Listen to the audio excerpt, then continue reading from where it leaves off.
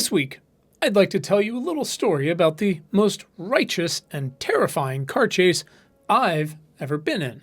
But first, I'm Quinn Emmett, and this is Important, Not Important Science for people who give a shit. You can hit subscribe right now to get this essay or whatever it is and my conversations with the world's smartest people every single week. You can find the web or email version and links to everything here at importantnotimportant.com or linked right from your show notes. So now let's get to today's big thought. If you are driving in America, something I do not recommend, by the way, and a big or small yellow school bus stops on your side of the road, or even on the other side of the road, the next thing it will do is extend its little flashing stop sign. This, as they say, is the first sign. Moments later, 400 flashing red beacons light the bus up like a Clark Griswold fever dream, all to make explicitly clear that you have to stop your car right now. And not like a gentle Tokyo drift closer and closer until the sign retracts like you do through all the right-on reds. You can't even call it close. You have to come to a full stop, like pretty far away. There's no room for fucking around. Now, the bus is yellow, and the official warning signs are very, very difficult to miss. But in case you do miss all that, and you're new here, you may notice all of the other cars around you, again on both sides of the road, that are already stopped. And then you can do that too. You're welcome. But if you don't stop at all for whatever reason, well, at least the first time penalties are different in every state, but they're in most places. Some examples. In Ohio, a violation is punishable by a fine up to $500, and the driver may be subjected to a driver license suspension for up to 1 year. In Hawaii, it is a fine up to $500 and or community service. In Idaho, it's a fine of $100 to $500 and 4 points assessed against your driving record. In Illinois, it's a fine starting at $500 and up to 90 days in jail, which sounds great to me. Minnesota, fine starting at $500 and up to 90 days in jail. In Mississippi, the first offense is a fine between $350 and $750 and or up to 1 year imprisonment. In Connecticut, it is a fine of $450 for a first-time offense. In Arkansas, it can result in a Class A misdemeanor and a fine up to $1,000 and or up to 90 days in jail. In addition to the financial and legal penalties, I have to imagine, hope, that the societal implications of running through a school bus stop sign are actually worse. I know my own reaction would be, at least, what the fuck are you doing? I would be full of rage, aghast. Combine all these things, and it seems we have a pretty firm universal agreement here, right? In America, you cannot just drive through a school bus's stop sign and potentially hurt at least one child. Nope, not doing it. We will not risk one single child. Despite years of doing this work now, I still like to believe that there's some generally agreed upon lines that we all won't cross. Of course, I know that's not always true, or even most of the time, but this bushy-tailed naivete is informed or probably skewed by some personal experience. When I was very young, say kindergarten or first grade, my own school bus meandered through every morning through a leafy, quiet college town neighborhood where it would pick up an assortment of other very small children. One morning, shit went sideways, like really sideways. We're driving along. The bus stops where it usually stops. The stop sign comes out. All the lights come on. And yes, those existed as far back as 1988, or as my children refer to it, the late 1900s. Anyways, I'm on the bus and I watch out the window as my curly-haired friend Grace left the safety of her front yard, bopped across the little street, really excited for another day of, math lessons with popsicle sticks. But on this day, as I watched in horror, Grace was nearly crushed, jettisoned into absolute oblivion when an asshole in a Ford Escort or whatever came screaming down her side of the street. Fuck your stop signs. Now, To say the car missed her by inches would be an exaggeration. However, also, I was like 5 or 6, so who can know? The point is this. Our bus driver wrenched open her window, told traumatized Grace, go right back inside your house, told the rest of us to hold on, and then absolutely fucking floored it to chase down the Ford Escort. Now again, I was 5 or 6 or whatever, so this too fast, too furious experience felt, 1, off the chain, and 2, pure terrified. I'm terrified as I and probably 30 other elementary school kids shitting their underoos careened around the bus, just grasping for dear life to our cracked leather seats.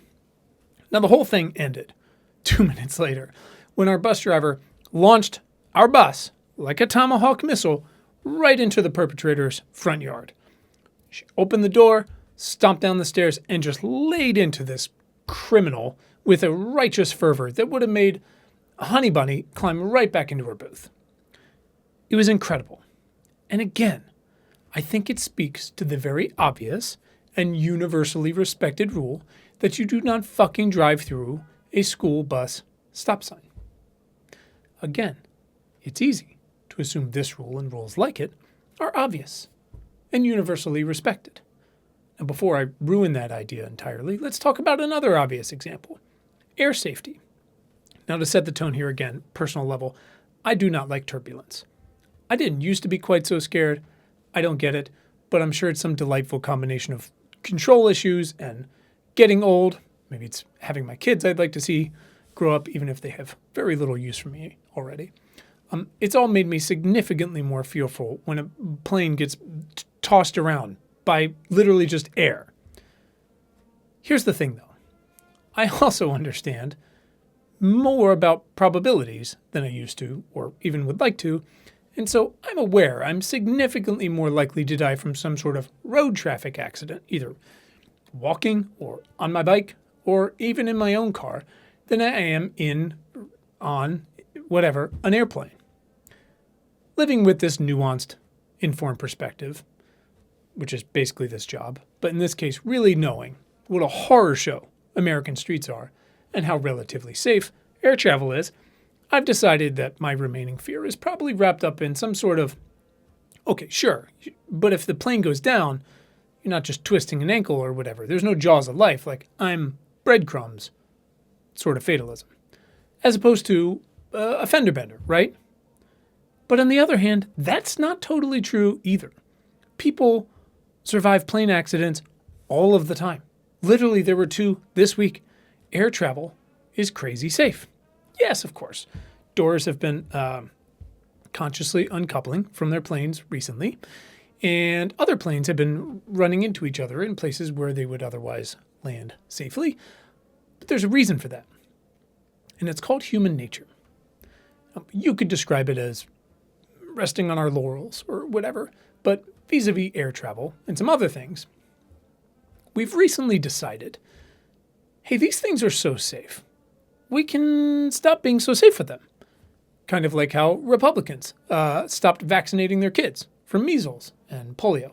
And just a reminder, measles is one of the most contagious infectious diseases and also one of the most preventable. 2 doses of vaccine in childhood is 97% protective. The World Health Organization estimates that some 61 million doses were missed or delayed in 2021. The argument again here is basically, if this thing is so safe, why do I have to continue doing the thing that has made it so safe? Let's unpack that. Zeynep Tufekci wrote recently in the New York Times about why planes don't usually run into each other, all things considered. She wrote, "A National Transportation Safety Board investigation report reads like a how-to book for pulling off miracles and achieving seemingly incredible levels of safety. These reports renew one's faith in what humanity can achieve if we apply our brainpower and resources to it. But they also remind us that, much like liberty, these exceptional levels of commercial airline safety require eternal vigilance against the usual foes: greed, negligence, failure to adapt, complacency, revolving doors at regulatory agencies, and so on." And of course, at this point, the only things we do eternal vigilance about are, wombs and food stamps. Anyways, thanks to those trade-offs, comparing the safety regulations for air travel versus, say, again, cars, or supplements, or guns, is really and usually an apples and orange scenario. Which is why it's frustrating and really a shame that the one sector we said no fuck-ups allowed about, the most complicated of all of them, air travel, is now being allowed to slide closer to, okay, some fuck-ups. I mean, look, we once said, hold on a second, right, brothers? If we're going to let amateur pilots like yourselves or even professional ones just fling these 100-ton airliners all over the sky, there should obviously be very strict rules about who can fly what, and after how much training, and where they can fly, and how many of them can take off, fly and land in one place at one time, what they should be made out of, and how often and how rigorously the planes themselves should be inspected. Shit, we should even make rules about how tall buildings can be without, blinking flashing lights on top. There's no rule small enough to make sure everyone is safe, full stop. Air travel was so good and so reliable. Like how for most of us, lights just turn on when you hit a switch, even though you don't know where your power comes from. Or water flows from your tap, even though you don't know where it came from. That has become almost invisible. It is a part of the long accepted essence of everyday life.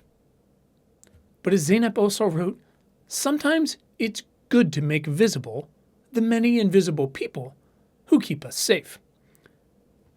Except instead of doing that, and in the name of good business and shareholder returns, we've decided planes, and apparently shit like applesauce, are safe enough. Now, if you're new here, you may be wondering what my credentials are to judge such a thing.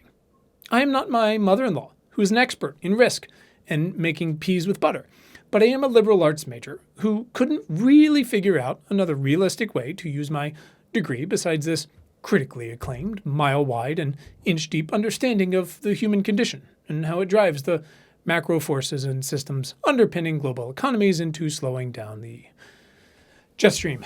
The point is, when it comes to kids, at least, and or the fundamental human necessities like air, water, food, and shelter, I feel like an agreeable threshold for safe enough is somewhat like Justice Potter Stewart, clearly defining hardcore pornography as, I'll know it when I see it. It's fucking obvious.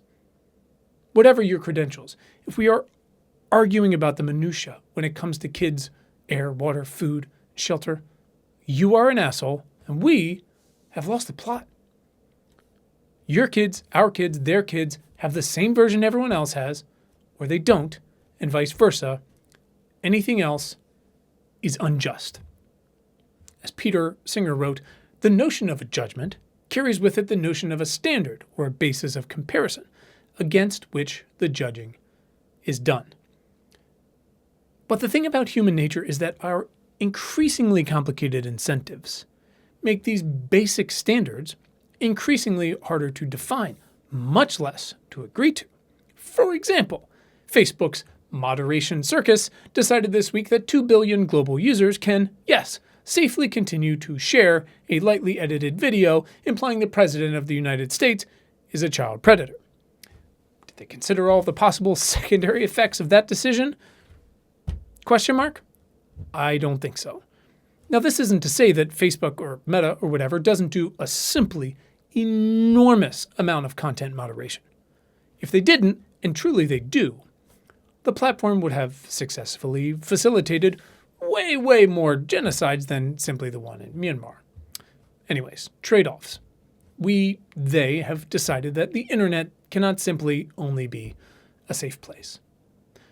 I believe we can do better, though.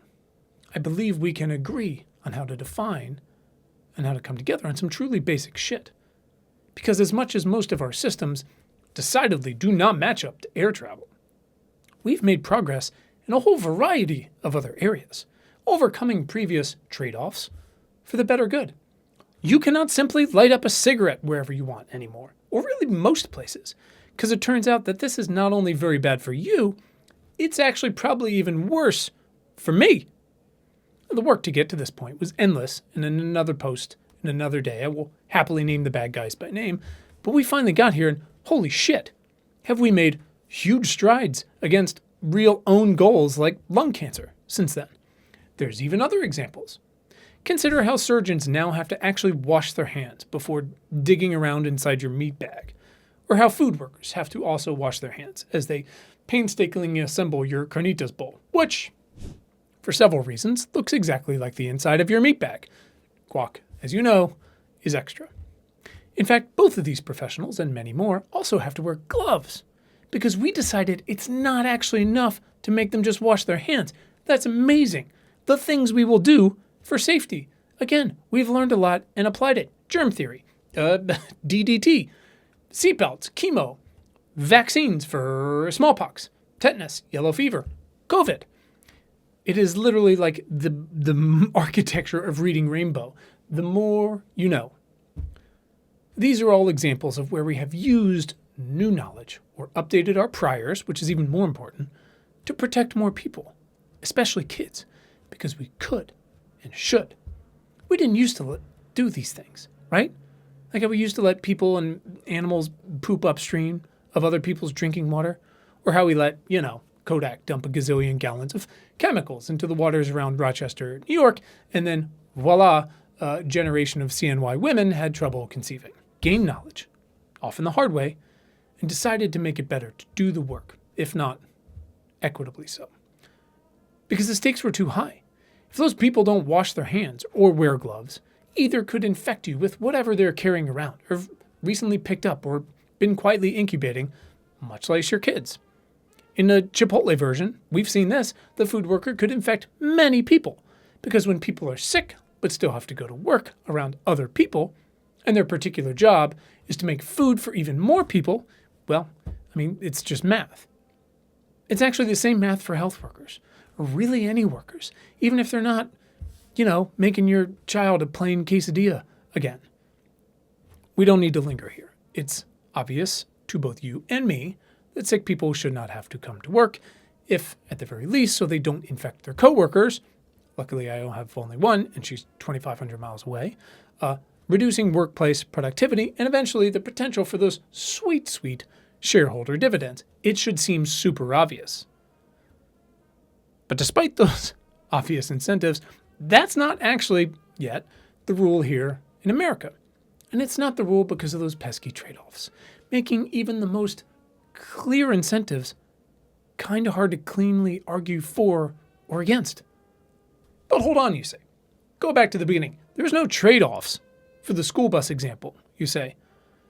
We can argue for trade-offs for almost everything, except for this precious, obvious thing. We will not risk one life. It's like, you're like, come to me with anything. Oh, 2 minutes later or whatever, you're going to be late in exchange for a child's life? That's not a trade-off. What are we even doing here having this discussion? And yet, there are some people, some very few but real people, who might argue for reducing these penalties or doing away with them altogether. It's the rule of if this, then what else? Now, you might scoff or even disagree with my claim, and I would sadly briefly provide significantly more context. In the National Association of State Directors of Pupil Transportation Services 2019 Stop Arm Survey, 130,963 school bus drivers reported that 95,319 vehicles passed their buses illegally on a single day. Throughout a 180-day school year, these sample results scale to more than 17 million violations among America's driving public. Again, that's 95,319 vehicles self-reported to pass buses illegally on a single day, scaling to 17 million violations of that whole precious thing we talked about in a single school year. Now again, if this, then what else? The theme of last week's essay. Let's also remember that in this country, a very, very loose ruling of a well-regulated militia continues to leave many children and their beloved teachers dead every year. All because that ruling was passed 230 years ago, guaranteeing personal liberty, which was before we knew about washing our hands or even dinosaurs We just decided not to update our priors. We've decided to continue to contest the definitions of clean water and clean air. Who can say when they're clean? And what things we could put into your water or air that might then go into your bloodstream, or your golden doodle's bloodstream, or most likely a black person's bloodstream because of trade-offs. What's kind of incredible, though, is when you take a step back, we don't hide from these conversations. They often play out in public, if reluctantly sometimes, in newspapers, rest in peace, and on TV through vast disinformation campaigns, through greenwashing, and movies like Aaron Brockovich and Dark Waters. And I'm going to throw a spotlight in there too, because truly, fuck those people. Even my wife's beloved canceled TV show, Home Before Dark on Apple Plus, you can still watch it, spent a whole season asking what the fuck about an airplane company just dumping whole barrels of chemicals off the West Coast, which you might want to Google DDT and Los Angeles coast. Anyways, sometimes we even use these situations for laughs, which is something that occurred to me recently. And I think it's because we know how uncomfortable it makes us and how fucked up the whole thing is. You know, we make jokes about Infrastructure Week because our pipes are still made of lead and our kids are dumber for it. We use terms around gun regulations like boyfriend loophole. We have shirts called wife beaters. Football has roid rage, all to cover for domestic violence. One of our trade-offs is so well known that we have affectionately renamed a particularly and intentionally dicey region of the Gulf Coast as Cancer Alley. We've inspired a bazillion helicopter parents, but U.S. kids, to say nothing about the world's kids, are addicted to their phones because we refuse to regulate big tech. Foster care is broken, and childcare is inaccessible and unaffordable. In the U.S., kids are more likely to go hungry or live in poverty than kids in other wealthy countries because we've decided that it's okay. Or at the very least, we've been unable to come to an agreement on what is not okay. How are we supposed to navigate this energy transition and AI and pandemics if we cannot agree on the most basic, fundamental shit? We argue about trade-offs and incentives, or gently suggest expanding the scope of a moral concern to include other people's air, water, food, and shelter and health. Instead of simply saying some things, like the lives of children, are simply, emphatically, non-negotiable.